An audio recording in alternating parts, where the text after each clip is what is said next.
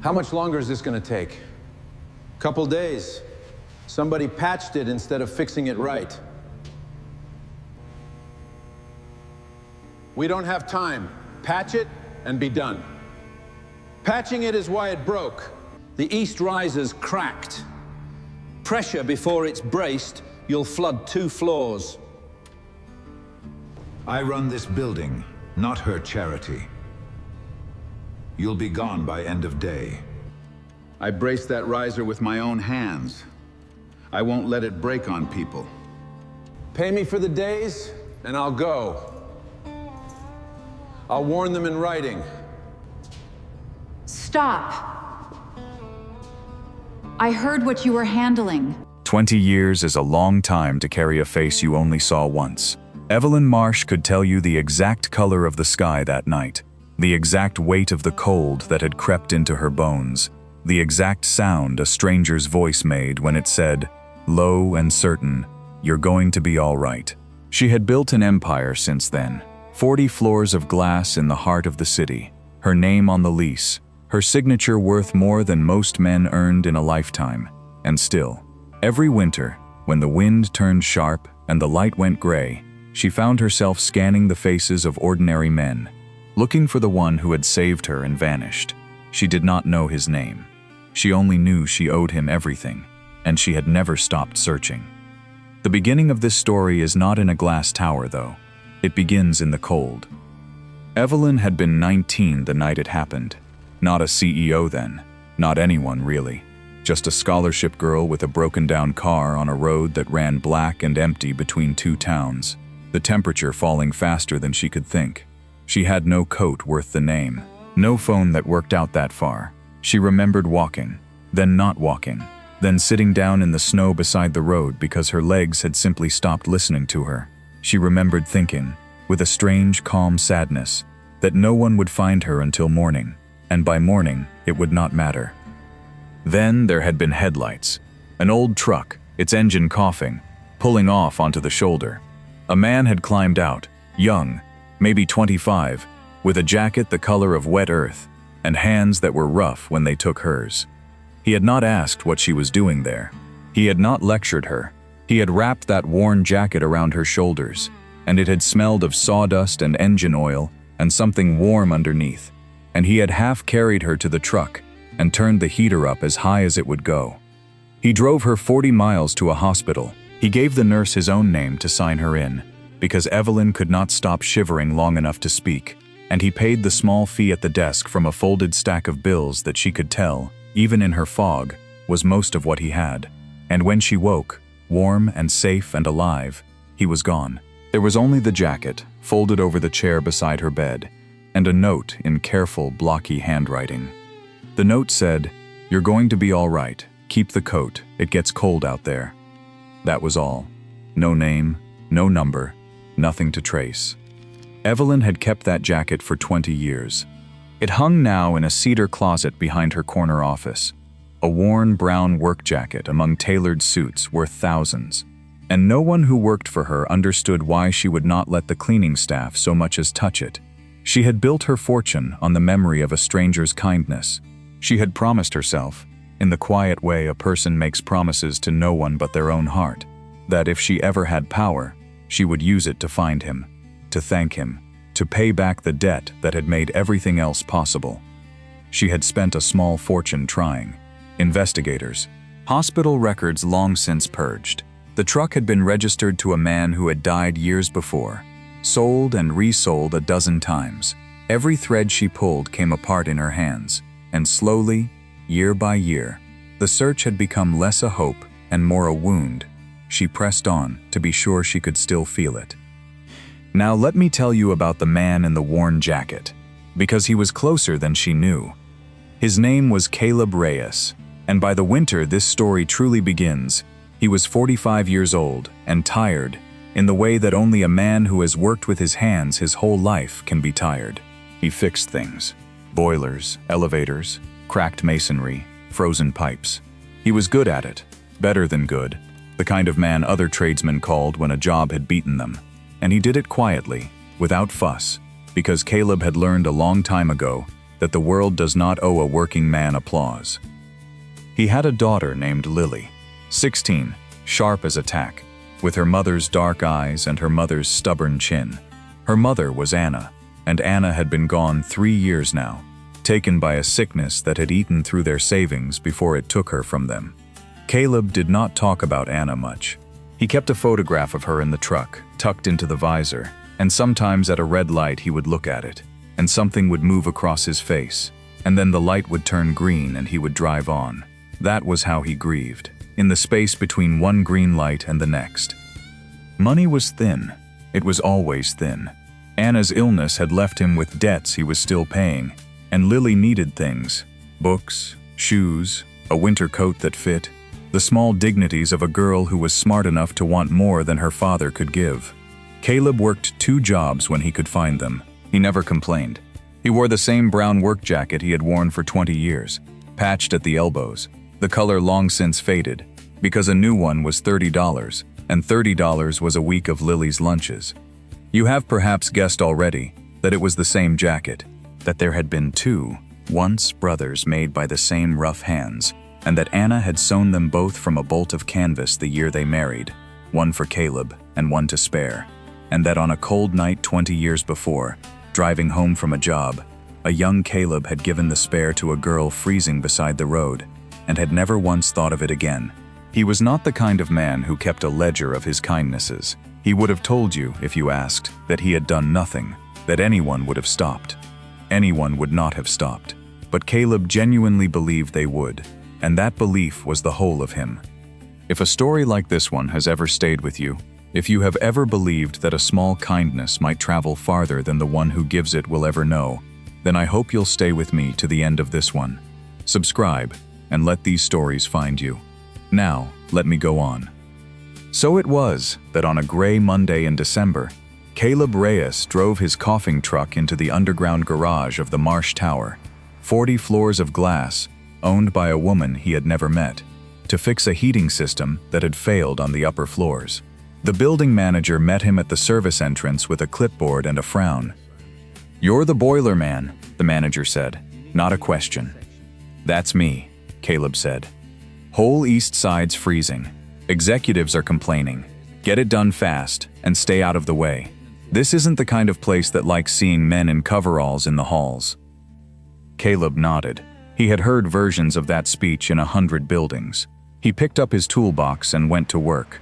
Now, the man who ran the day-to-day of Marsh Industries under Evelyn was named Grant Holloway, and Grant was the sort of man who mistook cruelty for efficiency. He was a board advisor, silver-haired and expensively dressed, and he had spent years positioning himself as the practical counterweight to what he privately called Evelyn's sentimentality.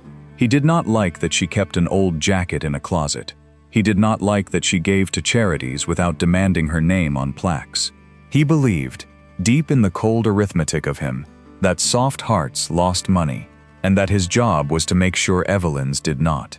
What made him dangerous, and what made him more than a simple villain, was that he believed this sincerely. He truly thought he was protecting her. Grant was in the East Wing that morning, wrapped in his overcoat and irritated, when he came upon Caleb kneeling in an access panel with grease on his hands. "You," Grant said. "How long is this going to take?" Caleb looked up. "Couple days. The system's old. Somebody's been patching it instead of fixing it.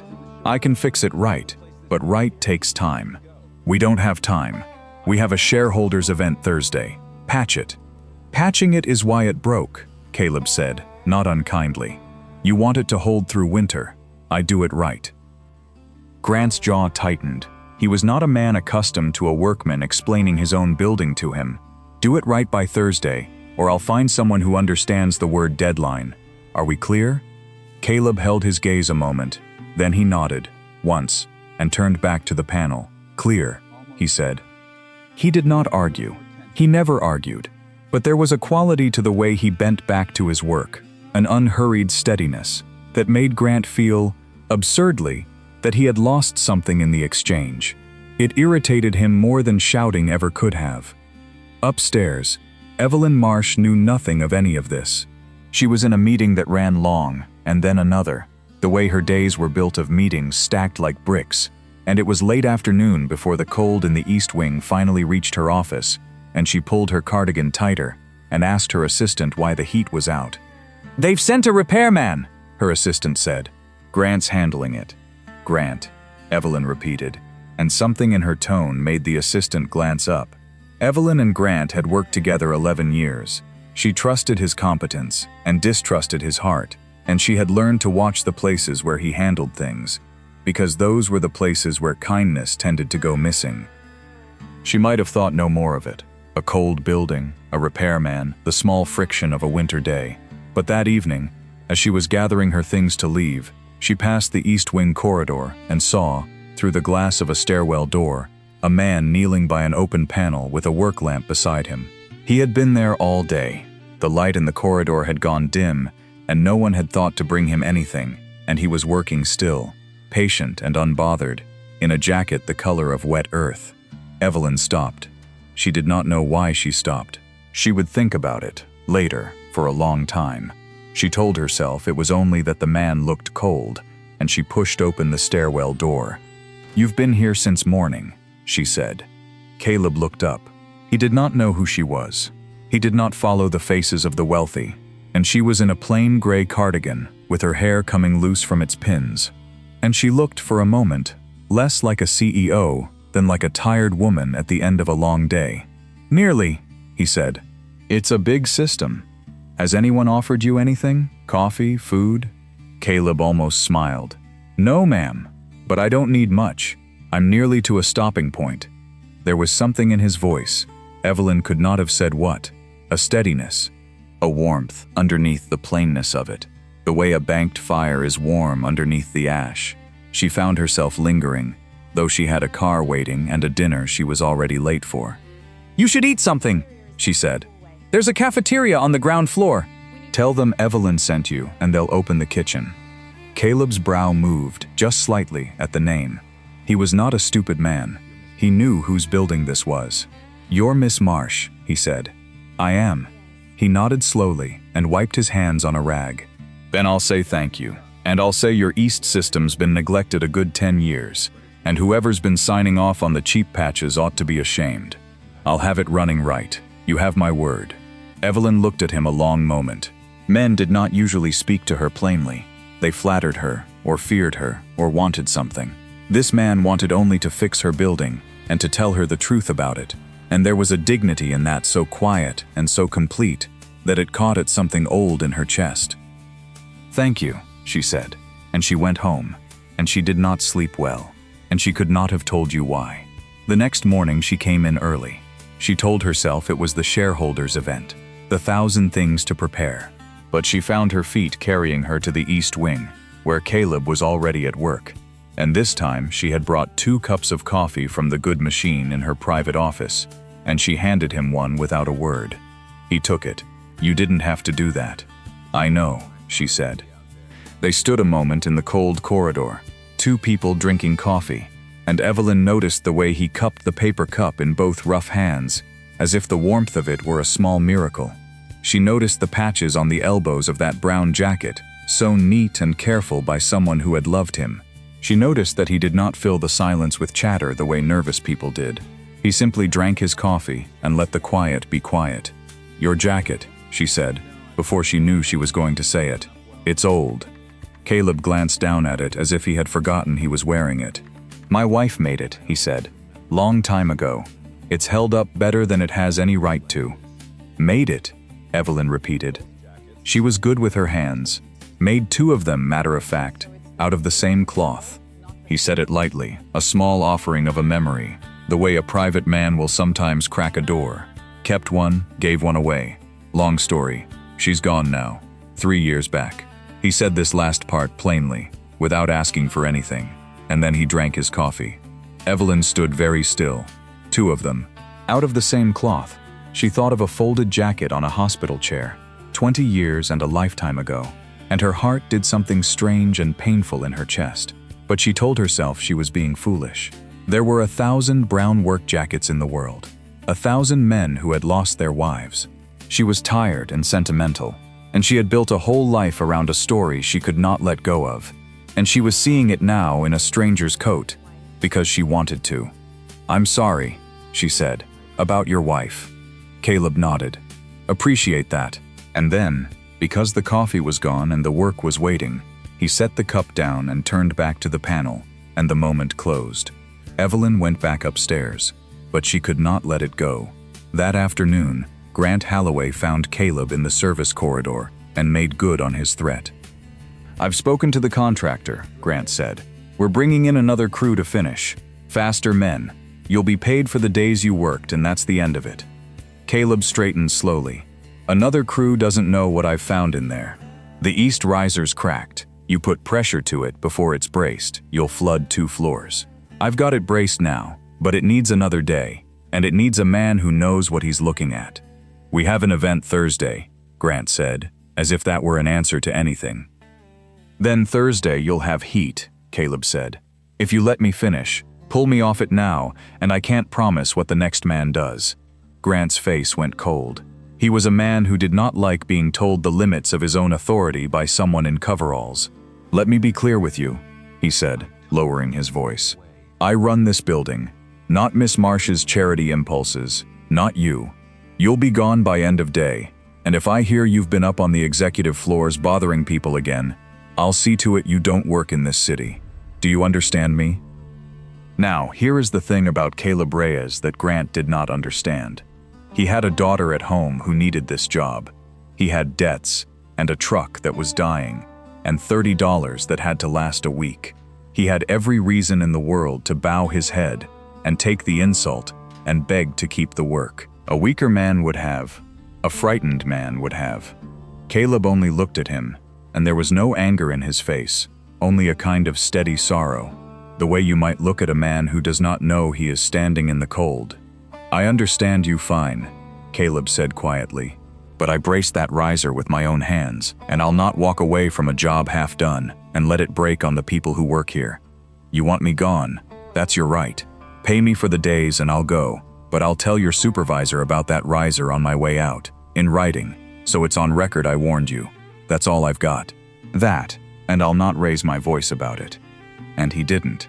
He picked up his toolbox, and he wrote the warning out in careful, blocky handwriting on a page from his notebook, and he handed it to the building manager, and he walked toward the service elevator with his worn jacket over his shoulder, and he did not shout, and he did not plead. He did not know that Evelyn Marsh had come down the back stairs to find him, meaning to ask him one more thing about his jacket, one more question she could not stop herself from asking. He did not know she had heard the last of it, Grant's threat, the cold words, and Caleb's quiet, unshaken answer. She stood in the stairwell doorway, and she watched a man choose his integrity over his living, without raising his voice, and something 20 years old broke open in her chest. "Stop," she said. Both men turned. "Miss Marsh," Grant began smoothly, "I was just handling the—" "I heard what you were handling." Her voice was very quiet, and everyone who worked for her knew that when Evelyn Marsh went quiet, that was the moment to be afraid. "Caleb, please, stay." Caleb stood with the toolbox in his hand and the jacket over his shoulder, uncertain, caught between an employer who had fired him and one who was asking him to stay. And being a plain man, he said the plain thing. "I don't want to cause trouble, ma'am. I'll finish the riser if you want it finished. But I won't be the cause of a fight." "You're not the cause of anything," Evelyn said. "Come with me. Both of you." She took them up to her office, 40 floors above the freezing city, and she closed the door, and she asked Caleb to sit. He would not sit at first. A man in grease-stained coveralls does not sit easy on a white leather chair. But she asked again, gently, and he sat on the edge of it, holding his jacket in his lap like something precious. "Tell me about the 2 jackets," she said. Caleb blinked. "Ma'am? You said your wife made 2. From the same cloth. You kept one and gave one away. I want you to tell me about the one you gave away." Grant made an impatient sound. "Evelyn, with respect, what could this possibly—" "Be quiet, Grant." She did not look at him. She kept her eyes on Caleb. "Please." Caleb turned the jacket over in his hands, and a memory came up in him, slow, the way deep water comes up. "It was a long time ago," he said. 20 years. Near enough. I was driving home from a job, out on the county road, middle of the worst cold snap we'd had in years. And there was a girl sitting in the snow by the side of the road. 19, maybe 20. Her car had died, and she'd tried to walk, and she'd sat down, and I don't think she was going to get up again. He shook his head at the memory of it. I put the spare jacket on her, and I drove her to the county hospital, and I paid the desk, and I left before she woke, because he stopped, searching for the words of a younger man.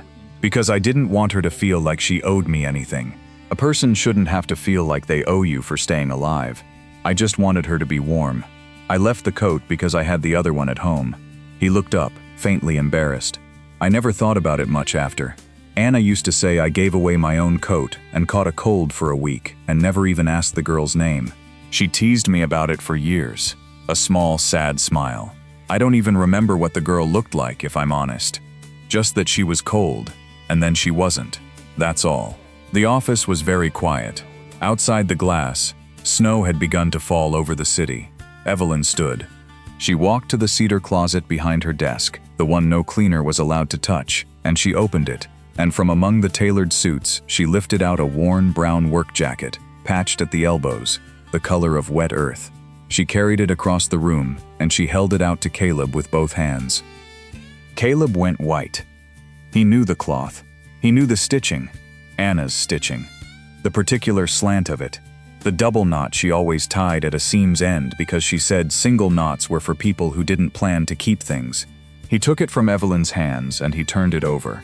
And there, inside the collar, was a small square of canvas where Anna had embroidered 2 initials the year she made them. 1 letter for each brother jacket. A private joke between a young couple who could not afford wedding rings and had marked their love in thread instead. His said C. This one said A for Anna, who had meant to keep it and had given it away instead one winter when a neighbor's boy needed a coat, and it had traveled from hand to hand down 20 years and 40 miles of cold until it wrapped itself around a dying girl by the side of a road. "It was you," Caleb said. His voice had gone rough. "You were the girl." "I was the girl," Evelyn said. "I have been looking for you for 20 years. I built all of this." She gestured at the glass, and the city, and the whole towering weight of her fortune, and her eyes were bright. And the only thing I ever really wanted was to find the man who stopped. And you were downstairs, fixing my heat, and someone in my own company was throwing you out into the snow for having the decency to tell the truth. Grant had gone very still by the window. Evelyn turned to him now, and her voice, when she spoke, was steady and quiet and terrible. "Do you know, Grant, all these years you've told me my heart was a liability. That kindness doesn't show up on a balance sheet. That the jacket in my closet was a foolish thing for a serious woman to keep." She shook her head slowly. "This man had $30 in his pocket and a daughter at home, and every reason to beg you for his job, and he wouldn't lie about a cracked pipe to keep it. That's not weakness, Grant. That's the strongest thing I have seen in this building in 11 years. Grant did not flinch, and to his credit, such as it was, he did not grovel. He straightened, and when he answered her, there was real conviction in it. The conviction of a man who had spent 11 years believing his own harshness was a kind of love. "Everything I have done, Evelyn, I have done to protect you," he said. "Do you have any idea how many men have tried to reach into your pockets through that soft heart of yours? Sad stories, old coats, debts and daughters. I keep them out. That has been my whole job, and you have slept easy at night because I did it. If I am wrong about this one man, then I am wrong. But I was never wrong to guard the door." For a moment, Evelyn only looked at him, and something in her softened because she understood at last that he believed it. That was the tragedy of Grant Holloway. He had guarded a door so long he had forgotten how to open it. "You've had it backwards your whole life," she said, gently now, which was worse than any anger. The door was never the danger. The cold was. She did not fire Grant in that moment. She was too dignified for a scene. And besides, the reckoning that came for Grant in the following weeks was quieter and more thorough than any shouted dismissal. An audit of the years of cheap patches he had signed off on to pad his own numbers. The neglected riser, only the first of many things Caleb's honest hands had uncovered. But that is a story of paperwork. And this is a story of a jacket. So let me stay with the jacket. There was still the matter of proof, you see. Because a story like this, once it began to move through the tower, and stories do move, through the break rooms and the elevators and the whispered conversations of people who had watched a repairman get thrown out and then walk back in beside the CEO, a story like this needed to be more than one woman's word against a powerful man's sneer. Grant, cornered, had begun to suggest that Evelyn was mistaken, sentimental, that this Caleb had somehow learned her old story and was playing on it, that the whole thing was a scheme to keep a job. It was Lily who ended that. Caleb's daughter came to the tower 2 days later, on the morning of the shareholders' event, because her father had told her the whole impossible story at their kitchen table the night before, and Lily was 16 and sharp and fiercely proud of a father the world had spent her whole life overlooking. And Lily brought a shoebox. In the shoebox were the things Anna had kept, a mother's small archive, and among them, folded soft with age, were the receipts. Anna had been the one who kept records in that marriage, careful with every dollar because they had so few, and she had kept the receipt from the county hospital, 20 years old, water-stained and faded, a small emergency fee, paid in cash, signed in Caleb's blocky hand, with a girl's name written in beside it in the admitting nurse's script. A girl too cold to speak, whose name Caleb had spelled out from the frozen student card in her pocket. The name read, Evelyn Marsh. And there was more. A locket. Anna had found it years ago in the pocket of Caleb's jacket. His own jacket, the C one, where it had somehow ended up. A small thing on a broken chain. And she had kept it in the shoebox because it did not belong to them, and she had never known whose it was. It was Evelyn's. It had been her mother's.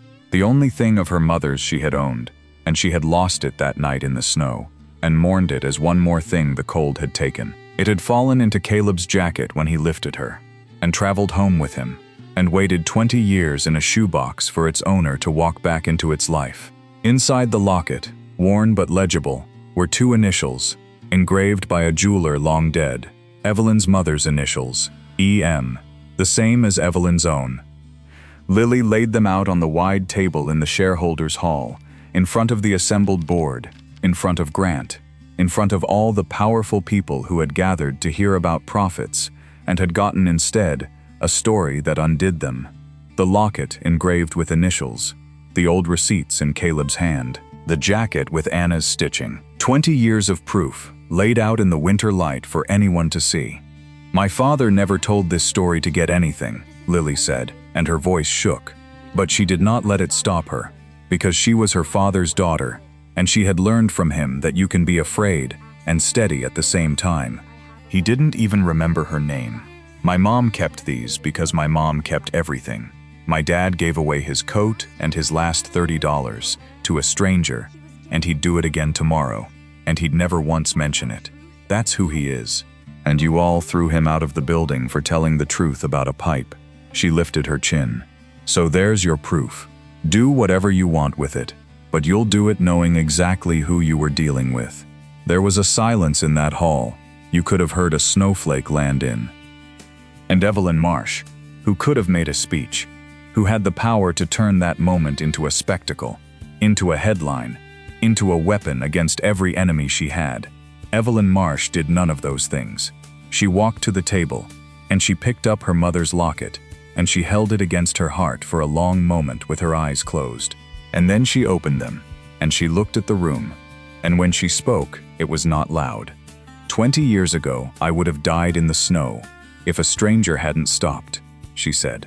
He didn't stop because he wanted anything. He stopped because someone was cold and he had a coat. He never told a soul. He never came to collect. He fixed my building without knowing whose it was, and he told me the truth about it even when it cost him his job, and he did all of it without raising his voice, because he never once needed you to see him, to know his own worth. She closed her fingers around the locket. Dignity does not shout. I forgot that. Somewhere in all this glass, he reminded me. She had the board's attention now in a way no quarterly report had ever earned it. Marsh Industries is going to do something it should have done a long time ago, she said. We're going to pay our tradespeople like the work matters, because it does. We're going to listen when the man in the coveralls tells us the truth, and we are going to remember that the health of this company was never in the numbers. It was in whether we could still recognize a decent man when he was kneeling in our own hallway. She set the locket down gently. That's all. Thank you for coming. It was, everyone agreed later, the shortest and most important speech she had ever given. Caleb, for his part, had stood through the whole thing near the back of the hall, deeply uncomfortable. A private man having his most private kindness read aloud to a room full of strangers. When it was over, he wanted nothing more than to slip out the service door and go back to work. But Evelyn found him first, in the quiet after the room had emptied, with the snow still falling beyond the glass and the locket warm in her hand. "You paid the hospital fee," she said. "You gave me your coat. You never let me thank you." "There was nothing to thank me for," Caleb said, and he meant it, which was the whole trouble with him. "Anybody would have. Nobody else did," Evelyn said. "Cars passed me for an hour. I counted them. 9 cars, Caleb. You were the 10th. Please stop telling me it was nothing." He was quiet at that. He turned the jacket, his wife's jacket, the twin of the one Evelyn had kept, over in his hands. "Anna would have liked you," he said finally, softly. "She always said the coat would turn up someday. She said things she made didn't get lost, just borrowed." His voice caught, only slightly, and then steadied, the way a man steadies at a green light. "I think she'd be glad it kept somebody warm." It kept me alive, Evelyn said. "And it built all of this. Everything I have, because a man I couldn't find gave me a reason to believe the world was better than it looked from a snowbank." She held out the jacket she had kept, the A jacket, offering it back to him. "This is hers. It should be with you, and with Lily." Caleb looked at the 2 jackets, the pair of them together for the first time in 20 years, and slowly he shook his head. He took the one Evelyn held out, Anna's, the one Anna had given away, and he pressed it back into her hands, folding her fingers over it the way you close a book you want someone to keep reading. "She gave that one away on purpose," he said. "That was hers to give, and she gave it. It found you. I think it's meant to stay found." He managed a small smile. "You keep the coat. It gets cold out there." Evelyn's eyes filled, and for once in her careful, guarded life, she let them. Evelyn wanted to give Caleb a fortune. She wanted the rest of his days to be easy, but that is not the shape of what happened, and it would not have been true to the man. She offered, of course. She offered him money enough to erase every debt 3 times over, and Caleb, gently and immovably, said no.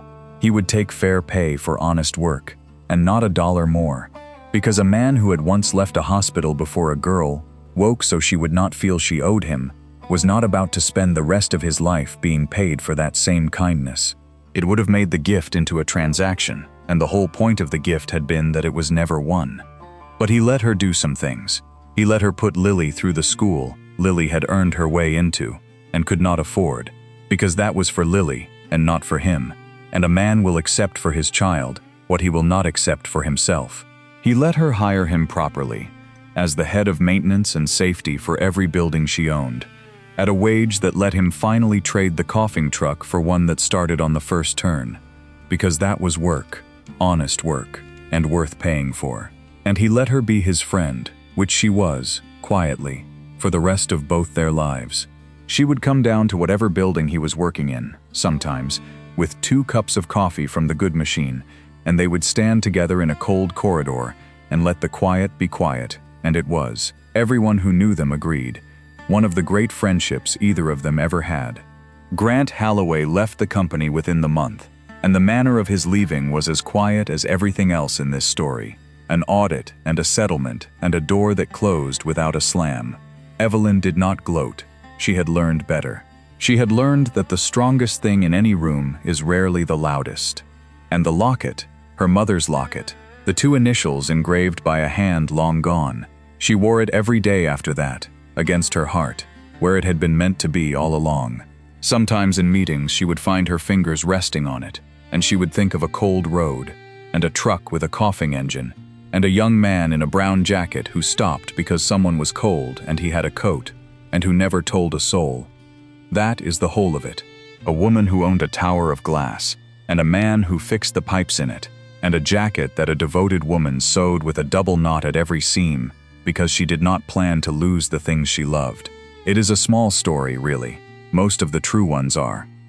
But I have thought about it often, since I first heard it.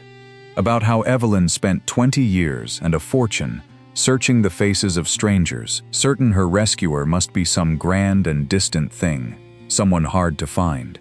And he was never hard to find at all. He was exactly where such men usually are, down in the cold parts of the building where the important people never look, doing the necessary work, telling the truth, expecting nothing. The world is full of them, if you learn how to see. The 10th car that stops. The quiet man who will lose his job before he will lose his honesty. They do not announce themselves. They do not need you to. Because dignity, the real kind, the kind that outlasts 20 winters and travels 40 miles through the snow, has never once needed to shout. These stories are made with love. If this one stayed with you, subscribe, and let the next one find you too. That is all I ask.